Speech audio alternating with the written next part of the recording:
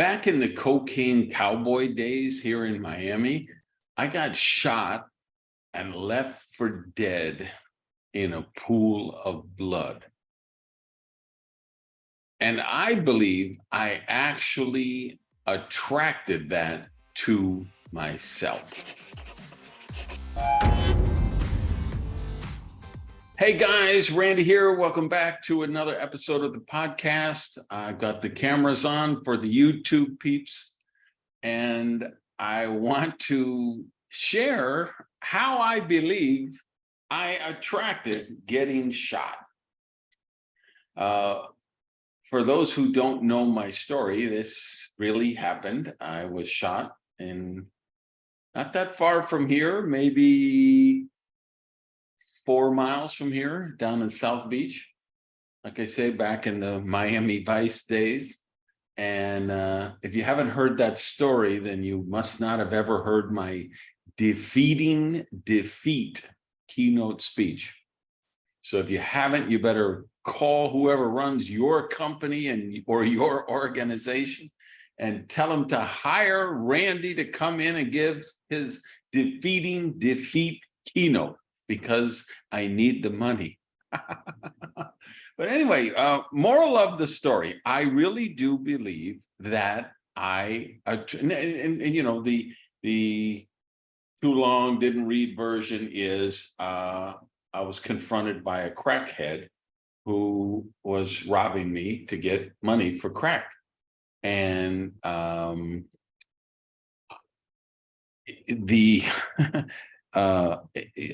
and you see, just me reliving this experience is kind of crazy for me, going through it again in my mind.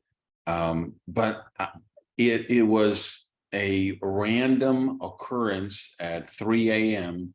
in the morning in South Beach, right outside my apartment, from somebody I had never knew or met or anything. But I still believe that I manifested that in my life. And the reason why I think that is because when I look back at my childhood, I was this pathologically shy, bookworm kid, social anxiety. Now we know I'm on the autism spectrum. Back then, nobody knew anything about that. My mom just thought I was weird. The teachers and counselors just say, well, you know, Randy's a little weird, right? So I was this shy bookworm guy just in my room, reading or listening to the radio all of the time by myself. I didn't do sports. I wasn't out playing a lot. I didn't have close friends. And I remember back, and it was just, I would watch TV and movies. And back then, the genre of the day was Westerns, these spaghetti Westerns, and the Rifleman and Matt Dillon and all of these, the Lone Ranger. And in all of these Westerns, the hero got shot, but they never died, right? It's always just, oh, it was a flesh wound. Oh, the bullet went through your shoulder. You know, they always lived. So I was this isolated, ostracized kid who was different from everyone else, and, you know, not really accepted by the kids in my grade, in my school. And so I think I just fantasized all the time about being the hero. And how that played out in my mind was that I would get shot, but live, and I would prove what a noble, strong, virtuous, heroic guy I was. And none of this was conscious, of course. You know, you never do this crazy stuff on a conscious level. It's always on a subconscious level. And so I believe that I somehow attracted that crackhead to shoot me in South Beach. Now, before you say, okay, this is just crazy mysticism, woo-woo, new age craziness, I would introduce the science of quantum physics. And if we found the most brilliant physicist on the earth and asked her what are we made of? She would say, well, at our ultimate level, everything is energy vibrations. And energy can attract and energy can repel. So I do believe on some level of cosmic energy, I attracted that into my life. So why I share this story with you is because I want you to think about your life, the situations you're facing now, the challenges you've had in the past, the heroic stories you may have experienced. And why I bring it up is because it introduces a much bigger issue, which is victimhood. When we create a pattern of victimhood. And in my case, that was part of the pattern that I was going through at that time. I'd had all these negative dysfunctional relationships in a row. I had all of these health challenges. I had a couple really serious business setbacks that almost bankrupted me.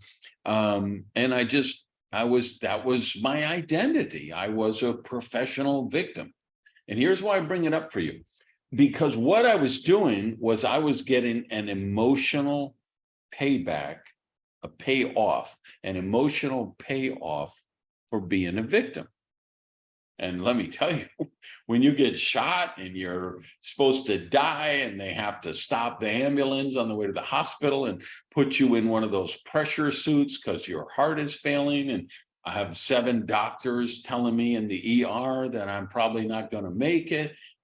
You know what? You get a lot of attention.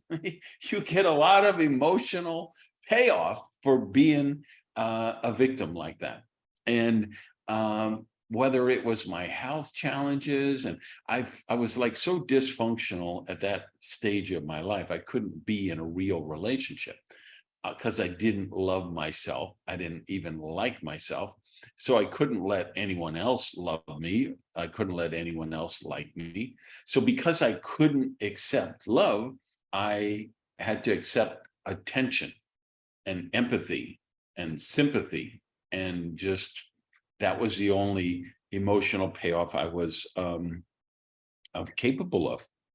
So having shared this story in many audience, convention halls for millions of people, I get so much feedback from people who say, oh my God, you got me there. I had no idea I'm doing this.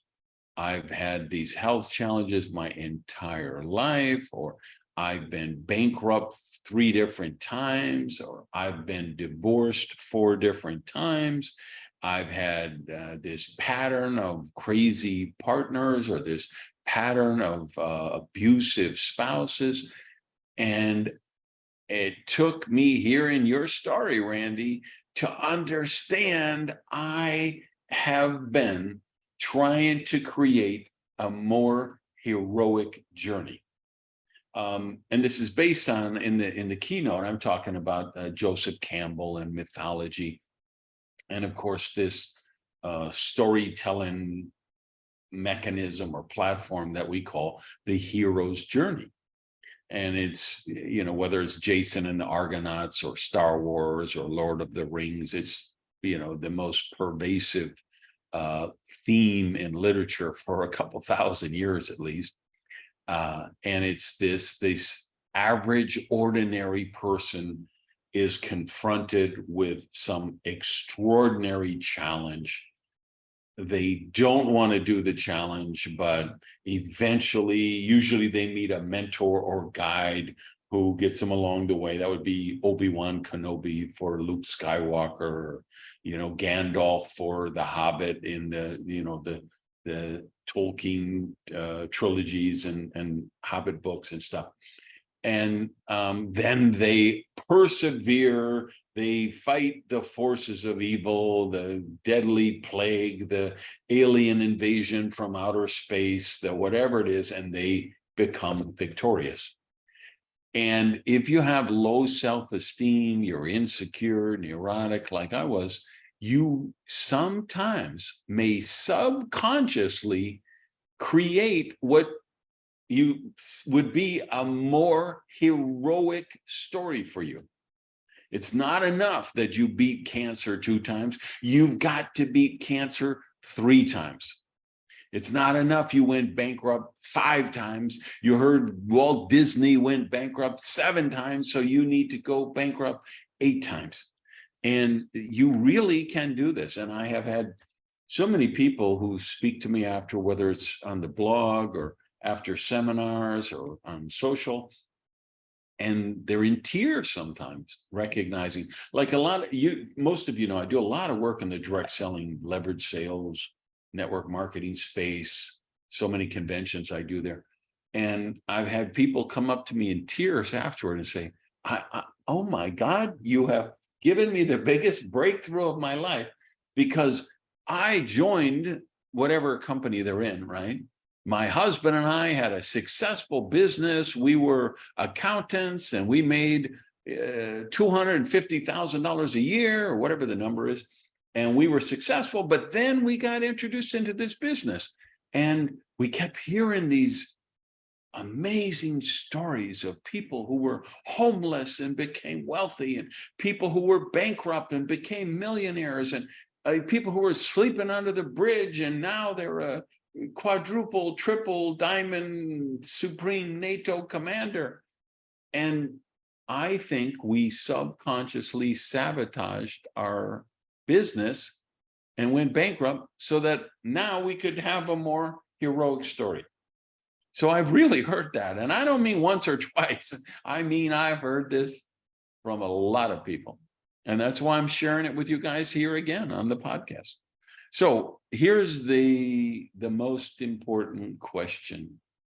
Are you doing this? Are you creating a more heroic story for yourself and living in victimhood by doing that? How do you know? Well, let me give you 3 things. Number 1, just look for continual negative patterns. Listen, we all have random negative occurrences in our lives. There will just be somebody runs a red light and runs over your dog. Or hits your car, or injures your child. There will be a bad medical diagnosis that you really didn't, there's something that was hereditary. You did nothing to contribute to it. We're all going to have those kind of challenges. We're all going to lose loved ones to some horrific occurrence, whether it's the 9/11 attack, the earthquake in Mexico City, the tsunami in Asia, volcanic eruption, stuff happens. But when you have a continual pattern, that's a real red alarm alert from the universe. Number 2, look at, okay, what emotional or other payoff are you getting from this thing that you say you don't want in your life? And then the final question is, am I subconsciously, have I been creating a more heroic journey?